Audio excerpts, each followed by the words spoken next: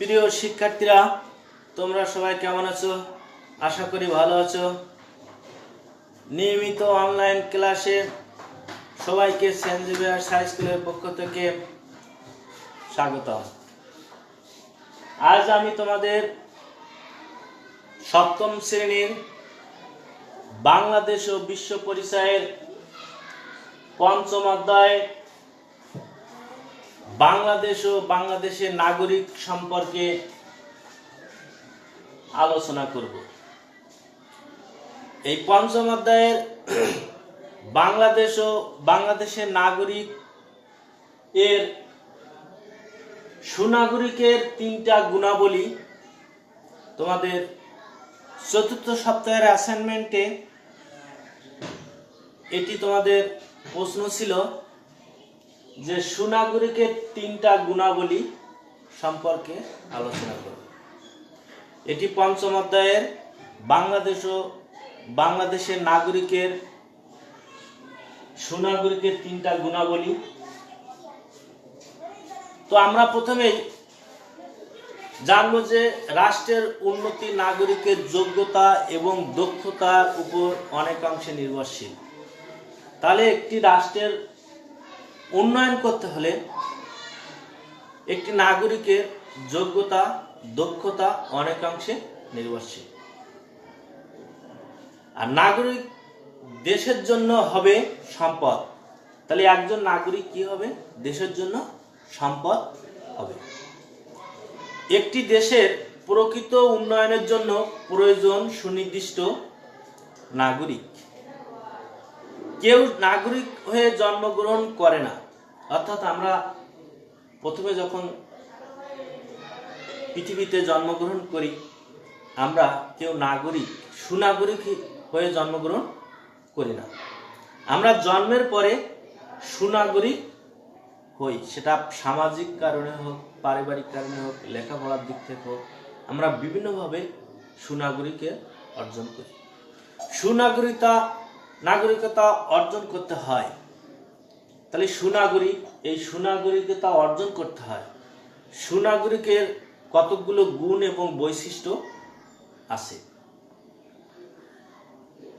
রাষ্ট্রবিজ্ঞানীদের মতে সুনাগরিক হতে হলে একজন নাগরিককে তিনটি মৌলিক গুণাবলীর অধিকারী হতে হয়।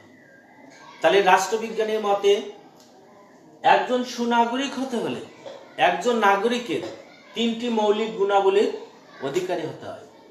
আমি এখানে সুনাগরিকের তিনটা গুণাবলী একটি ছকের মাধ্যমে এখানে প্রকাশ করছি। প্রথম হচ্ছে সুনাগরিক। সুনাগরিকের তিনটা গুণাবলী, একটি হচ্ছে বুদ্ধি, দ্বিতীয়টি হচ্ছে আত্মসংযম, তৃতীয়টি হচ্ছে বিবেক বিচার। সুন্দর একটি কথা, একটি নাগরিক হতে হলে, সুনাগরিক হতে হলে তিনটা গুণাবলীর প্রয়োজন। একটা হচ্ছে বুদ্ধি, আত্মসংযম, বিচার, বিবেক বিচার। এই তিনটা গুণাবলী অর্জন করলে আমরা সুনাগরিকতা অর্জন করব। আমি প্রথমে বলেছি রাষ্ট্রের উন্নতির জন্য একটা সুনাগরিকের যোগ্যতা দক্ষতা অনেকাংশে নির্ভর করে। অর্থাৎ একটি রাষ্ট্রের পরিচালনার ক্ষেত্রে আমরা যদি সুনাগরিক হিসাবে গড়ে না উঠতে পারি, তাহলে রাষ্ট্রের উন্নতি করা কখনোই সম্ভব নয়। এখানে সে সম্পর্কে আজকে তিনটা গুণাবলীর উপর আমি আলোচনা করব।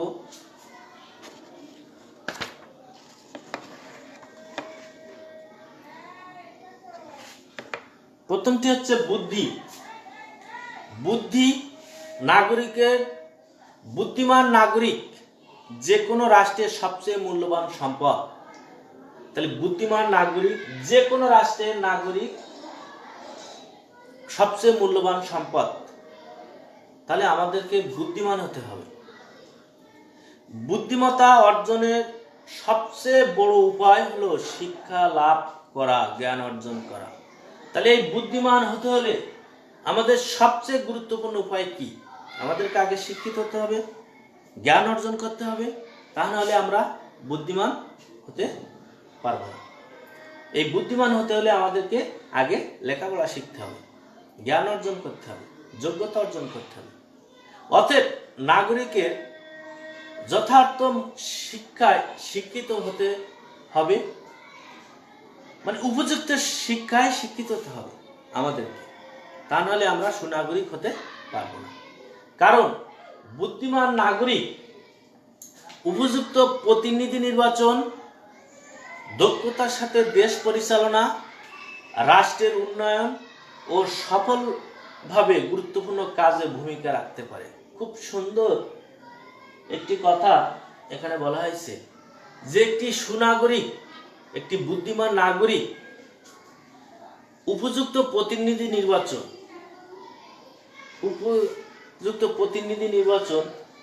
যেমন আমাদের দেশে বিভিন্ন পর্যায়ে প্রতিনিধি নির্বাচন হয়, রাজনৈতিকভাবে হয়, দেশ পরিচালনার ক্ষেত্রে হয়, প্রশাসনিক কাজে হয়, সামাজিক কাজে হয়। এই প্রতিনিধিগুলো যদি বুদ্ধিমান এবং যোগ্যতা সম্পন্ন না হয় তাহলে দেশ পরিচালনা করা সম্ভব নয়। এই জন্য উপযুক্ত প্রতিনিধি নির্বাচন, দক্ষতার সাথে দেশ পরিচালনা, যদি উপযুক্ত প্রতিনিধি নির্বাচন করা যায় তাহলে একজন বুদ্ধিমান নাগরিক দক্ষতার সাথে দেশ পরিচালনা করতে সক্ষম হবে। রাষ্ট্রের উন্নয়ন ও সফলতা কাজে ভূমিকা রাখতে পারবে, বিভিন্ন দপ্তরে বিভিন্ন কাজে গুরুত্বপূর্ণ ভূমিকা রাখতে পারবে। তাহলে বুদ্ধিমান নাগরিক আমাদেরকে হতে হবে এবং বুদ্ধিমান নাগরিক দেশ পরিচালনার গুরুত্বপূর্ণ ভূমিকা পালন করবে। এছাড়া বাবা মায়ের উচিত সন্তানদের যথাযথ শিক্ষা দেওয়া, সরকারের দায়িত্বে উপযুক্ত শিক্ষার ব্যবস্থা নিশ্চিত করা। তাহলে আমাদের পিতামাতারও দরকার যে সন্তানদেরকে উপযুক্ত শিক্ষায় শিক্ষিত করা, কারণ উপযুক্ত শিক্ষায় শিক্ষিত না হলে আমরা সুনাগরিক হতে পারবো না এবং বুদ্ধিমান নাগরিকও হতে পারবো না। একজন বুদ্ধিমান সুনাগরিক হতে হলে আমাদেরকে শিক্ষা, জ্ঞান অর্জন করতে হবে। দ্বিতীয়টি আছে আত্মসংযম। আত্মসংযম আমরা বুঝি যে আমাদেরকে সবকিছু একটা নির্দিষ্ট গণ্ডির ভিতরে থাকতে হবে। আমাদেরকে আত্মসংযমী হতে হবে, ধর্মপরায়ণ হতে হবে। সুনাগরিককে আত্মসংযমী হতে হবে। আত্মসংযম নাগরিককে অসৎ কাজ থেকে বিরত থাকতে হবে, যেমন দুর্নীতি, স্বজনপ্রীতি, স্বার্থপরতা, পক্ষপাতিত্ব ইত্যাদি থেকে বিরত থাকতে হবে। তাহলে আমাদেরকে আত্মসংযমী নাগরিককে অসৎ কাজ থেকে বিরত থাকতে হবে।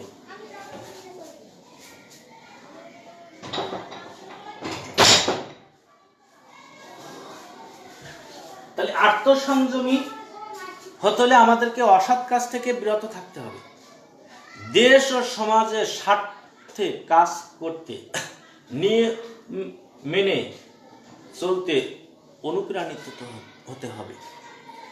তাহলে দেশ ও সমাজের স্বার্থে কাজ করতে নিয়ম মেনে চলতে অনুপ্রাণিত করে। তাই আত্মসংযম ছাড়া সুনাগরিক হওয়া সম্ভব নয়। তাহলে আত্মসংযম ছাড়া সুনাগরিক হওয়া সম্ভব নয়। আত্মসংযমী নাগরিক নিয়ম কানুন মেনে চলে, অন্যের মতামতকে শ্রদ্ধা করে, দেশের স্বার্থকে নিজের স্বার্থের চেয়ে বেশি গুরুত্ব দেয়, অন্যায় কাজ, দলীয় স্বার্থপরতা থেকে বিরত থাকে এবং রাষ্ট্রের সর্বাধিক মঙ্গলের জন্য কাজ করে। সুনাগরিকের এই সকল কর্মকাণ্ড রাষ্ট্রের অগ্রগতির জন্য সহায়ক। রাষ্ট্রবিজ্ঞানীরা সুন্দর একটি আত্মসংযমের মাধ্যমে রাষ্ট্র পরিচালনার জন্য সুনাগরিক হওয়ার যে নির্দেশনাবলী দিয়েছেন, সেটি প্রথমে আমাদেরকে আত্মসংযমী হতে হবে। আত্মসংযমী হলে আমরা দেশ দশের স্বার্থের কাজে আমরা এগিয়ে যেতে সক্ষম হব। তো আমাদের নাগরিকের 3টা গুণাবলীর 3য় নাম্বারটি হচ্ছে বিবেক বিচার। আমাদের প্রতিটি মানুষের একটা বিবেক আছে, এবং এই বিবেক দ্বারা আমরা যে কোনো কর্মকে আমরা বিচার করতে পারি। আমরা বিবেক দ্বারা অনুভব করতে পারি যে কোনটি ভালো, কোনটি মন্দ। আমাদের ভিতরে একটা বিবেক আছে, যেটা আমাদেরকে কোনটি অন্যায়, কোনটি ভালো, কোনটি মন্দ, এটা আমাদের বিচার করার ক্ষমতা আমাদের প্রত্যেকেরই আছে। তো যাই হোক, বিবেক বিচার বলতে বোঝা ভালো মন্দের জ্ঞান।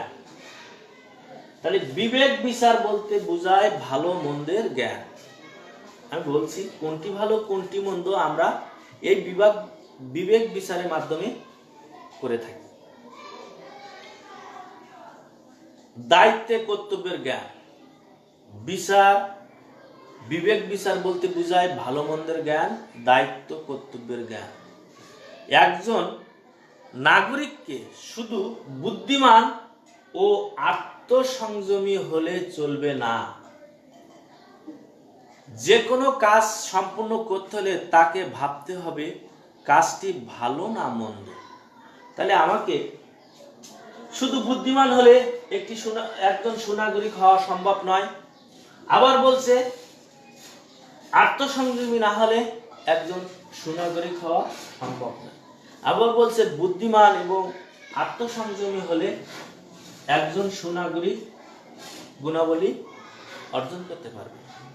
তাহলে আমরা বলতে পারি বুদ্ধিমানের সাথে আত্মসংযমের সম্পর্ক, আত্মসংযমের সাথে বিবেক বিচারের সম্পর্ক।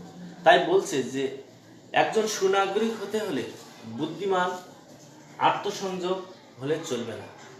তাকে ভালো মন্দ বিচার করার ক্ষমতা অর্জন করতে হবে। মন্দ কাজটি পরিহার করে ভালো কাজটি করতে হবে। কোনটি ভালো, কোনটি মন্দ, সেটি আমরা বিবেক বিচারের মাধ্যমে প্রকাশ করব। এই ভালো মন্দ বিচার করার ক্ষমতা আমাদেরকে অর্জন করতে হবে।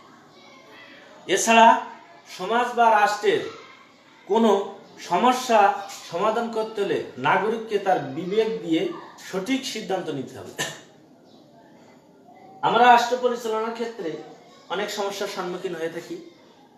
এই সমস্যার সমাধানের জন্য আমাদেরকে বিবেক দিয়ে নাগরিককে তার বিবেক দিয়ে সঠিক সিদ্ধান্ত নিতে হবে। আমাদের এই সঠিক সিদ্ধান্ত নিতে হলে আমাদের সুনাগরিকতা অর্জন করতে হবে। বিবেক হলো সুনাগরিকের জাগ্রত শক্তি। বিবেক হলো সুনাগরিকের জাগ্রত শক্তি। আমরা অনেক সময় বলি না যে বিবেকহীন মানুষ, অর্থাৎ যখন আমি জানি যে এটি অন্যায়, তারপরও আমি এটাকে সমর্থন করছি, তখন বলা হয় যে এটি বিবেকহীন মানুষ, যে সে জানার সত্ত্বেও এই কাজটি করল। তখন আমরা বলি এটি বিবেকহীন মানুষ।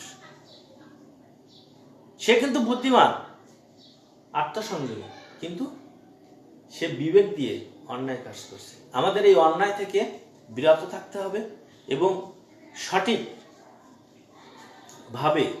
নাগরিককে তার বিবেক দিয়ে সঠিক সিদ্ধান্ত নিতে হবে।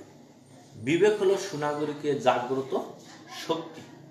অতএব নাগরিক নিজে বিবেকবান হবে, অন্যদেরকে বিবেক বুদ্ধি সম্পন্ন হতে উৎসাহিত করবে।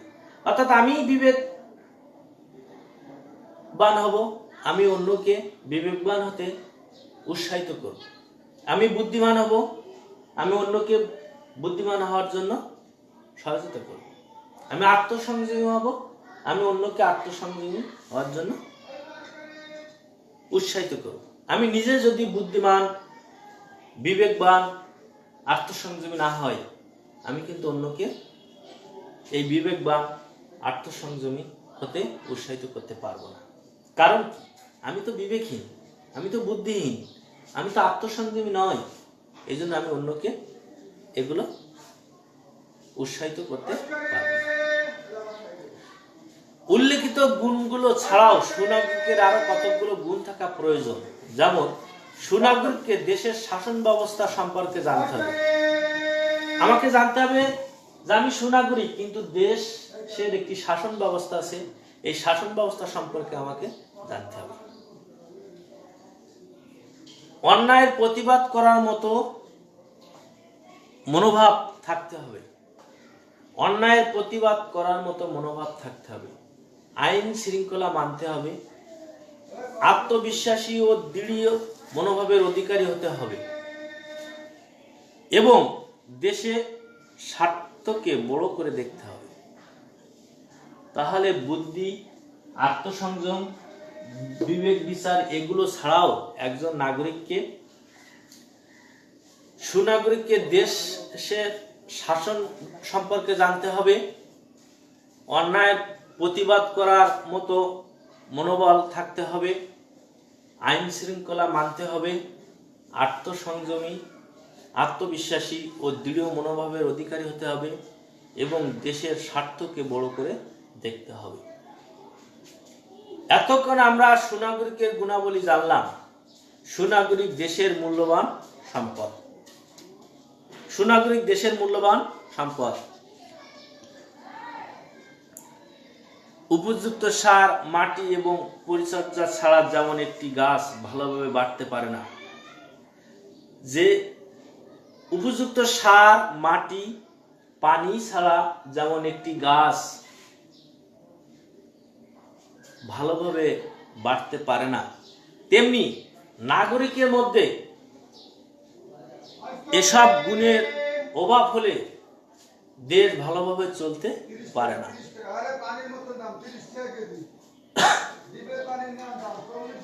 গাছ যেমন মাটি, পানি, সার ছাড়া সঠিকভাবে বেড়ে উঠতে পারে না, একজন নাগরিকেরও ঠিক এই গুণাবলী যদি না থাকে তাহলে সঠিকভাবে সে দেশ পরিচালনা করতে পারে না। অতএব আমাদের ভবিষ্যৎ নাগরিকদের অবশ্যই এ গুণগুলো অর্জন করতে হবে। আমাদের ভবিষ্যৎ নাগরিকদের অর্থাৎ আগামী প্রজন্ম, বর্তমান প্রজন্ম এবং আগামী প্রজন্ম যারা আছে এবং যারা আগামী দেশে প্রজন্ম বা আগামী ভবিষ্যতে দেশের কর্ণধার, এদেরকে এই বিবেকবান, আত্মসংযমী, বিবেক বিচারের অধিকার হতে হবে। তা না হলে দেশ কখনো উন্নয়ন করা সম্ভব নয়। তাহলে আমরা আমাদের প্রিয় মাতৃভূমিকে বিশ্বের বুকে একটি উন্নয়নশীল, সমৃদ্ধিশীল দেশ হিসেবে প্রতিষ্ঠা করতে সক্ষম হব। তাহলে আমরা যদি বুদ্ধি, আত্মসংযম, বিবেক বিচার সম্পূর্ণ ব্যক্তি হই, তাহলে আমরা দেশটাকে, আমাদের মাতৃভূমিটাকে বিশ্বের বুকে একটি উন্নয়নশীল, সমৃদ্ধিশীল দেশ হিসেবে আমরা গড়ে তুলতে পারি। তাহলে আমাদের চতুর্থ সপ্তাহের অ্যাসাইনমেন্টে ছিল একজন সুনাগরিকের গুণাবলী সম্পর্কে আলোচনা করা। তো আমি এখানে সুনাগরিকের 3টা গুণাবলী লিখলাম। সুনাগরিকের 3টা গুণাবলী: বুদ্ধি, আত্মসংযম, বিবেক বিচার।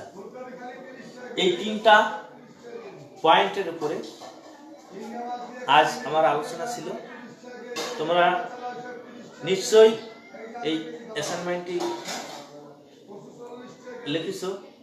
যদি কারো এখনো লেখা সম্পূর্ণ না হয়ে থাকে,